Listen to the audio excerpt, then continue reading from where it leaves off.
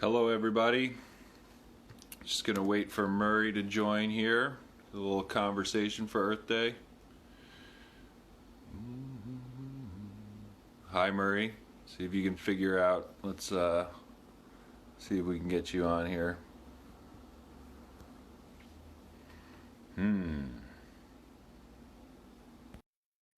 Just tried to add you. So far, a lot of Billion Oyster Project staff have joined. What's up, Fisher's Island Oysters? Here comes Murray. Hey, Murray. Hey there, how's it going, Pete? It's going well. How are you? I'm great. I'm great. Happy Earth Day. Happy Earth Day. 50th Earth Day. Wow. 50th Earth Day, and it's been over 10 years now since we met and started working on all this oyster stuff.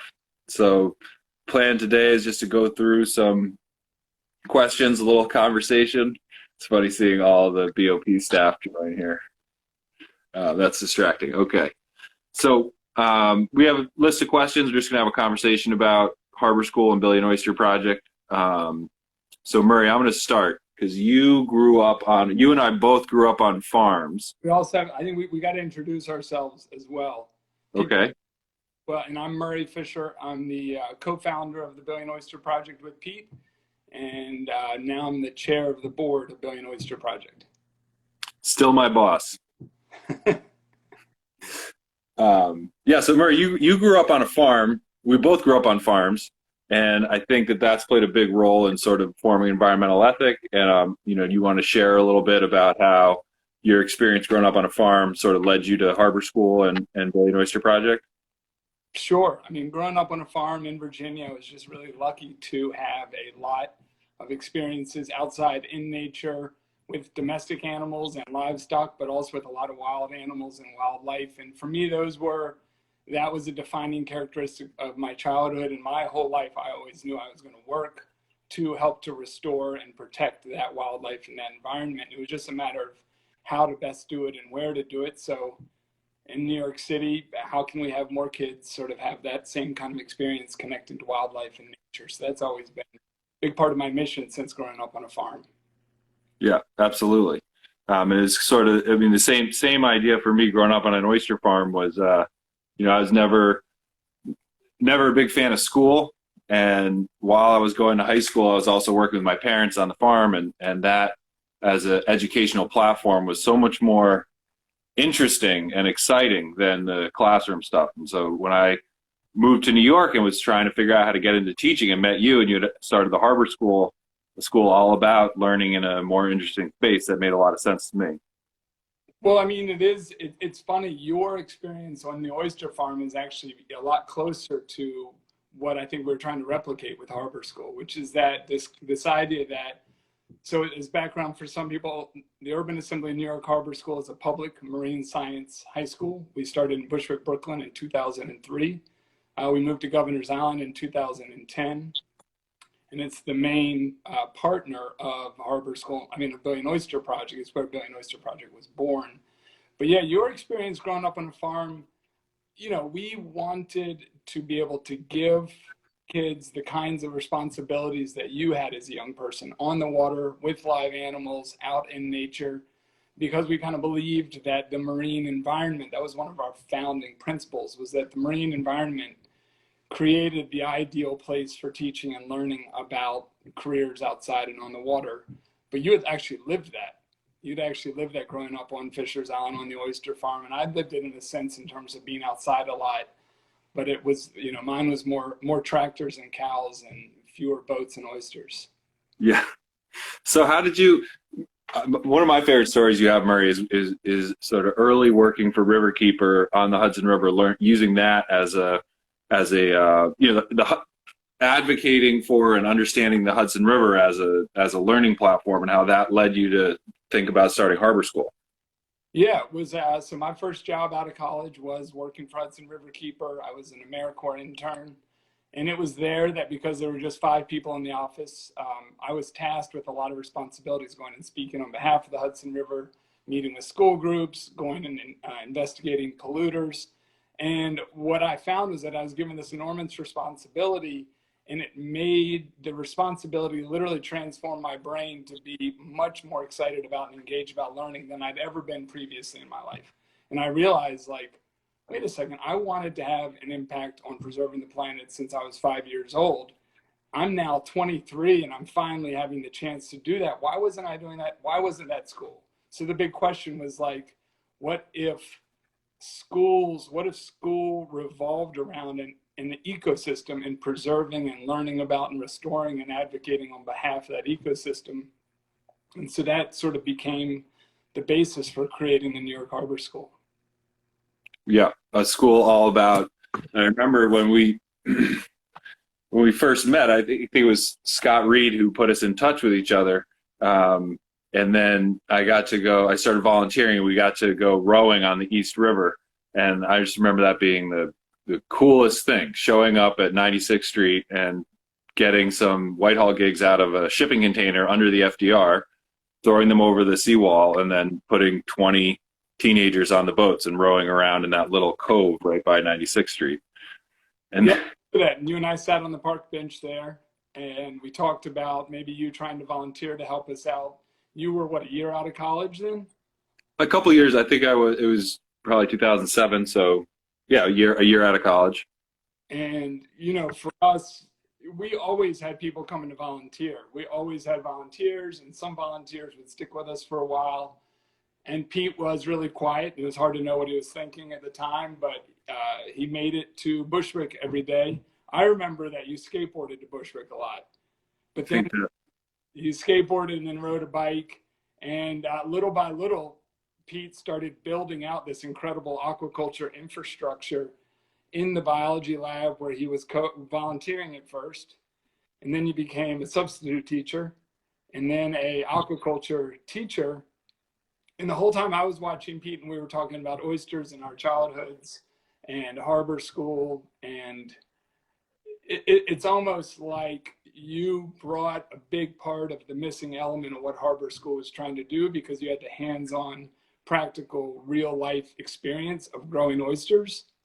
And that was just the beginning of what became, you know, for me, one of the most exciting decade-long partnerships in creating Billion Oyster Project together. Yeah, 100%.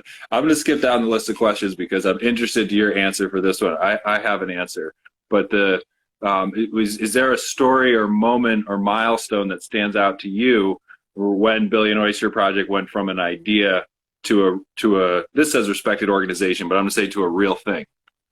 Yeah, I mean, Pete's going to have to jump in here because essentially we conceived a Billion Oyster Project together. It was kind of modeled after Million Trees NYC. We were calling it Billion Oysters NYC for a while, but there was a real question about whether it was practical or not. And so for a long time, we were talking with everyone from scientists at Stevens Institute to people in the mayor's office and educators and oyster farmers and everyone to see, is Billion Oysters practical? How could we do it? And the moment that I remember that was a big milestone for it going to becoming much more real was that night we spent with your dad up at Fisher's Island. Pete's dad, Steve Malinowski, is sort of the godfather of the northeastern aquaculture oyster world, and knows a lot about how to grow a lot of oysters at scale in complex conditions. And he was a tough one to win over on whether or not a billion oysters was possible, practical, how do you pull it off? And so one night at Fisher's Island, we stayed up until late, like 2 or 3 a.m. in the morning, talking through everything about the actual, how do you engage an entire city in growing a billion oysters? And how do you make it real? And how do you make it based in science and aspirational at the same time? And I'll never forget, at the end of the night, we had probably finished the bottle of scotch we were working on, or whatever that was. And we wore him down, and he said, I think we can do this. I think it's possible. And to me, that just was like, if Steve Malinowski thinks a billion oysters in New York Harbor is possible, then we can go back and tell everybody, now we just need to bring together the resources, the money, the supportive political and regulatory environment, the right staff, the right partners. And that's what we went to do. And I think, you know, you and I were a good team because I was sort of good at attracting in those kinds of people, but you could help make it all real and implementing it on a day-to-day basis. Yeah, I needed you to help convince my dad that I could pull something off. Well, listen, I mean, what about for you, Pete? Is there a different one? What's a big story for you where it went from sort of more concept to making it really real? The big moment for me was when we put together that first grant that was from the Port Authority and some other folks to do the oyster restoration research partnership, and it was for 6 reefs around the harbor, and it was a couple 100,000 oysters, and it was by far the biggest thing we'd ever done. It meant growing oysters on the island, and it was sitting at a table in Bushwick High School with Katie, who's now leads our restoration program, Who was a New York, New Jersey Baykeeper, and Jim Lodge from the Hudson River Foundation, talking through that. And then we got the grant, and one of the things we got out of the grant was the compressor for the scuba locker. Yeah. And before that, the scuba instructors, Joe and Lee, who happened to be a married couple, they used to have to drive their 20-year-old Honda Civic hatchback into Midtown twice a week to fill all the scuba tanks. And so that moment when we realized that restoring oysters could not only help restore New York Harbor and get people excited about it, but it could also funnel resources back into the career and tech ed programs at hi Katie, at Harbor School, and that it just made the scuba program possible. Right. And it was this sort of light bulb moment where you realize that the oysters and restoring them could, that there was sort of a market for it. Well, I want to help people understand that concept because it's a really foundational concept to how Harbor School and Billion Oyster Project work together. And Pete, you're better at explaining it, and so I'll set it up, which is that essentially New York Harbor School is a public school which had several $100,000 worth of programs that were above and beyond what the Department of Education could pay for, even from the very beginning. And we had an implementation grant that was through New Visions for Public Schools, but I think a $125,000 a year grant. And we started raising lots of money on top of that and grew the budget of the Harbor School that was above what the city was paying for to over $1 million of extra programs for the summer, for after school, for the career and technical education programs. And that was going to be a hard thing to sustain from private fundraisers over long term. And so we thought that maybe in the beginning that Billion Oyster Project and having the students work on Billion Oyster Project and launching that as a separate initiative might pull away, in a way, resources from Harbor School. But instead it did exactly what you're saying. And this was the brilliance of it, which is that it brought tons of resources. It opened up government contracts for restoring oysters that Harbor School never gotten. That then that money came down to help Harbor School students build reef infrastructure. It attracted National Science Foundation money, which then we could use to help with the Harbor School. And so that was, I think, a pretty incredible realization that rather than being a distraction or rather than pulling away from Harbor School, it was actually a way of assuring that Harbor School would have access to a broader range of resources long term. And really the middle of all that are the Harbor School's career and technical education programs. So Pete, why don't you tell everybody what are the 7 programs and tell a little bit about each one, but which one is that's not fair. Which one's Pete's favorite?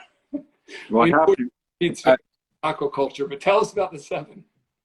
Well, I've also seen some aquaculture alums join our conversation here, so I just want to give a quick shout out to those folks. So aquaculture is obviously my favorite, but and when we moved to Governor's Island, we went from having 1 program to 6 in a year, and that's right when we started the aquaculture. That's right when we started the aquaculture program, and then right in that same year we started professional diving, vessel operations, marine biology, and ocean engineering. And when we started, it became clear pretty early on that we didn't just need oyster farmers to restore oysters, but we also needed scientists and boat drivers and scuba divers and, people to maintain the boats, design the reef infrastructure. And so the oyster restoration before Billion Oyster Project became this coordinating effort from the different career and tech ed programs. And now, I mean, so much of our work is designed to find ways to make oyster restoration accessible to both harbor school students in their career and tech ed programs and middle school students throughout the city, restaurants, the general public, volunteers, etc. I didn't list all the programs. I can probably do it though. Professional diving, aquaculture, ocean engineering, marine systems tech, vessel operations, marine biology and research, and marine policy and environmental advocacy. And so, Murray. Yeah. Why is it important that students are involved in this work? In the work of Billion Oyster Project? Yes. I mean, it's foundational. I think that it gets back to what I was saying about my time at Riverkeeper, which is that I had been a young person who wanted to be activated in all settings to help achieve the goals that I wanted to see in terms of restored environment and protected environment. And so it's our attempt to activate harbor school students through their career and technical education programs to help restore 1 billion oysters in New York Harbor, but then also to share all of that with schools and students throughout the entire city. And so we think that what we've always said is that if we wanted to restore 1 billion oysters quickly and more affordably, we would do it without students. But we don't want to just restore 1 billion oysters to New York Harbor. The change in that ecosystem and the restoration of that ecosystem and the resilience of building oyster reefs is a big part of what we are, but it's only half of what we are. We want to not just be an education program, we want to change society. We want society in New York City to reflect better the ecological constraints and opportunities and benefits of New York Harbor. And if it has young people who have no relationship to their massive marine environment that surrounds, sustains, informs, sometimes threatens the entire city, then we have no chance of achieving that goal of essentially, true sustainability over generations. So if you want to change society, we think that, and Billion Oyster Project thinks that working with young people is the best way to do that. And so, what we've always said is if we restore 1 billion oysters by 2035, and they've all died, but we've had 1 million kids engaged in New York Harbor, fallen in love with New York Harbor, develop affection for the wildlife in New York Harbor, develop skills related to a job or a career on the harbor, it'll still be success. Right. And Pete, you were always, tell me what it was about. So everyone knows, there was every single day, several times a day, we could make a choice of how do we engage young people or not. And it was always a little bit harder too. And so Pete was always, when we would have any of that friction, Pete was always very, very firm about why it's so important and why it was so relevant. So what was that in terms of, for you personally, why was that so important? I mean, that's a good question, and I think my answer would probably be different now than it was then. I mean, part of it's a sense of responsibility in providing the experience that we were fortunate enough to have growing up to a whole group of young people who wouldn't otherwise have that, form the direct connection to the natural world. And I think as which is one of the things that I'm most grateful for in my life is having that early connection that's formed not just from being outside of a passive viewer in nature, but actually learning that you can have a positive impact through the decisions you make and the work that you do. And I think there's a great sense of self-confidence that comes with knowing that you can have a difference and that your actions are meaningful. But I think probably early on was more of that. I think it's evolved to, as we see all of these sort of global environmental challenges that, ocean plastics, climate change, all of these things that are so hard to wrap your head around about what's the best way to plug yourself into those challenges. And I think that what we've done at Billion Oyster Project is create a, kind of like a beacon for how to engage people in the biggest city in the country in restoring the local environment where they live, and to change the place that the harbor has in the consciousness of New Yorkers. So if you get a generation of New Yorkers or people around the world who hear about Billy and Oyster Project, know that there are, thousands of 12 to 16-year-olds, 12 to 18-year-olds who are working hard to try to make the world a better place where they live. I think that does a lot to move the needle on those big issues, just forming a constituency around nature, providing that first moment of access, and getting people excited. So that once you know that about yourself, and you know that you can make a difference, and that your actions have an impact on the environment, you'll do everything different for the rest of your life. Right. No, absolutely. And I think that we, at some point, I don't know about timing, but at some point we'll want to take questions, right, Pete? Well, we're sort of watching the feed. I'm distracted by the feed. And so if a question comes up that I have an answer to, I'll answer it. Okay. But there's mostly just shell emojis right now. Well, I don't see the feed, but I think it's important that people think about what that means, what you just described about the Oyster, a school, a restoration program in New York City, what that looks like anywhere else. And, and what we have struggled with at Billy and Oyster Project is, what are the implications for others on the world? What are the implications for other cities that are in temperate estuaries that used to have oyster reefs? But what about for towns in rural places that aren't the United States, where the schools are different?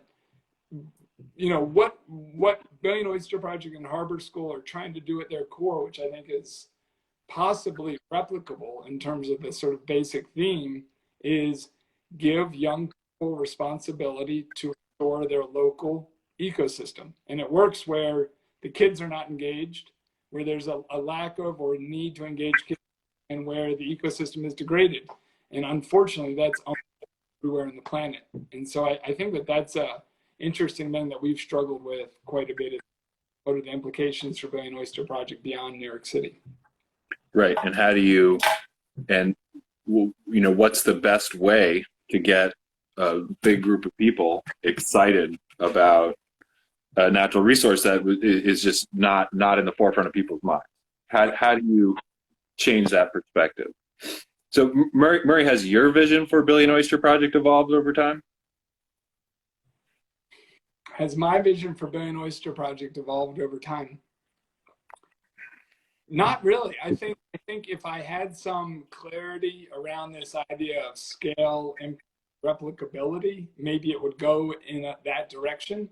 But it still hasn't, because I think doing it well in New York, being successful in New York, engaging more kids and restoring more oysters with more partners and more schools and restaurants in New York City is such a big challenge and such an exciting challenge. I think it's kind of nice that it has a, by 2035, 1 billion oysters with these partners in this limited geographic range. So I frankly think that implementing on that mission is key. I mean, in terms of vision, I think it's changed a little bit in that it's really a tool not to just engage kids, but it's a tool to make the marine environment surrounding the New York metropolitan region a clean, accessible, bountiful, abundant, safe, healthy place for all people, for people to grow and to recreate and to work and to have fun and to meet up with each other and to relax and think about how important that is now. Is that it's frustrating that it's not more accessible, both physically and sort of biologically, ecologically, that it's just not a richer, more accessible resource to alleviate New Yorkers' stress and to alleviate New Yorkers' need for nature. That is just, it's obvious if you look at the other parks, and that's a complicated struggle of how do you open up the harbor, maintaining all of the commerce, because that's where we love that people have those jobs, and it's where harbor school students go and work, maintaining the commerce, but still allowing it to be more open and available for all people in the entire metropolitan region. I think that's sort of part of the big vision too. Right, and that's one of my questions here is how what is your vision for New York Harbor in 2035? And that's a lot of what you just spoke to.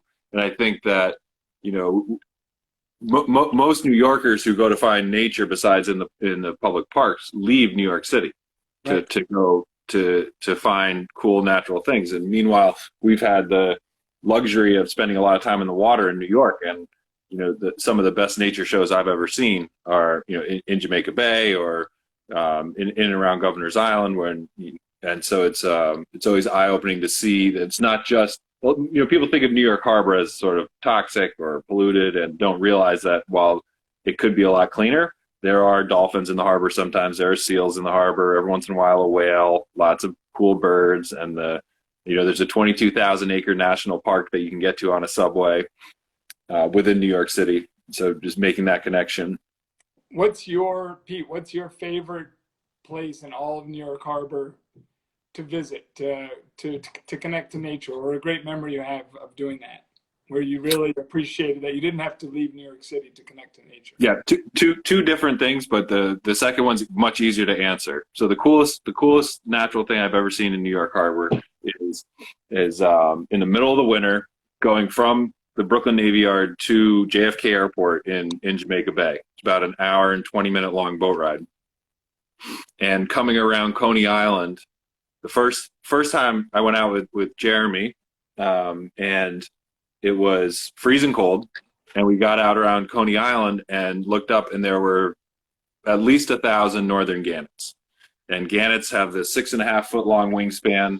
They're just huge, amazing birds, and they dive bomb to eat. And so we just pulled up on these gannets, and the sun is just coming up, so it's 6 o'clock in the morning, and you know, they're just streaming down into the water, dive bombing for bunker and pushing the bunker up onto Coney Island Shoal. And it's just this moment of this beautiful sunrise happening, all of these birds, and looking back at the city where there's 10 million people who are just, you're still sleeping or just waking up. And how often do you, when you're waking up in the morning, you know, no one ever realizes that as they're waking up, there are just these amazing things happening in the harbor where they live.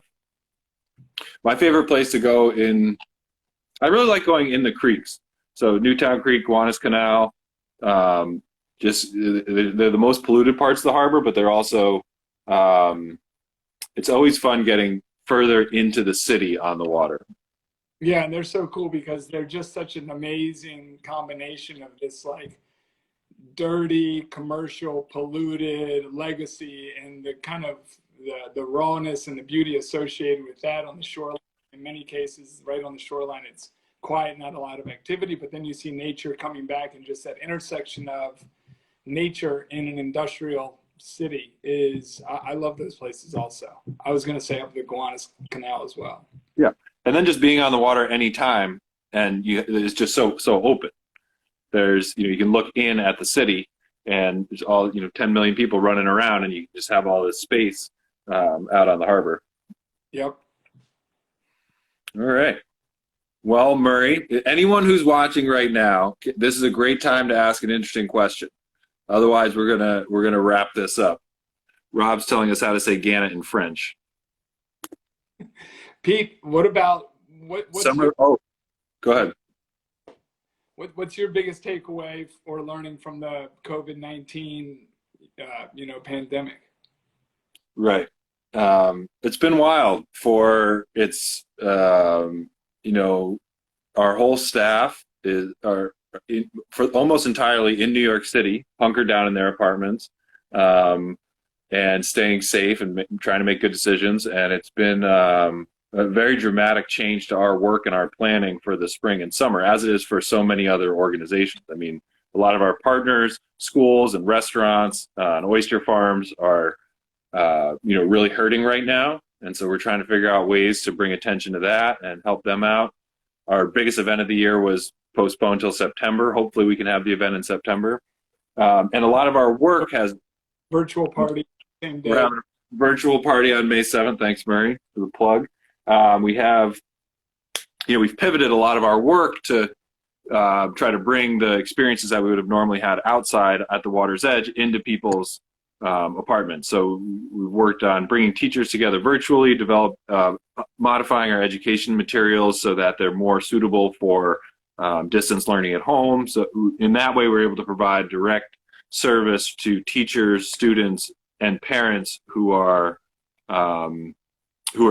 struggling to do all of that stuff at home right now. And I think I think a lot of what Billion Oyster Project stands for is the importance of getting your hands dirty and your feet wet and getting out into nature and not just learning about it. And I think that's a struggle for all of us in general before coronavirus, and even more so now, because we've all been pushed more and more over the last 10 years to interacting through screens. And we've been friends for 12 years, and this is the first time we've ever had a conversation like this. But and then the coronavirus came and just gave us all this big shove away from nature into our apartments, and developing all these new tools for accessing nature in digital ways and connecting in digital ways. And so I think it's both an opportunity and a huge challenge, because it forces us to develop a new muscle and figure out how to spread our work in new ways, but it also reinforces the importance of our work and the importance of getting people outside and getting people into nature and actually in the harbor. So I think it's a big part of our role now is figuring out ways to continue to make that real for everyone who's stuck at home. Yep, absolutely. Yeah, looking forward to continuing to work on that with you. Yeah, me too. It's been real. All right. I'm going to wrap it up now. Murray, good to see you. Stay safe. Everyone, stay home. Okay, see you soon. Bye. Bye. Thanks for joining, everybody. Happy Earth Day.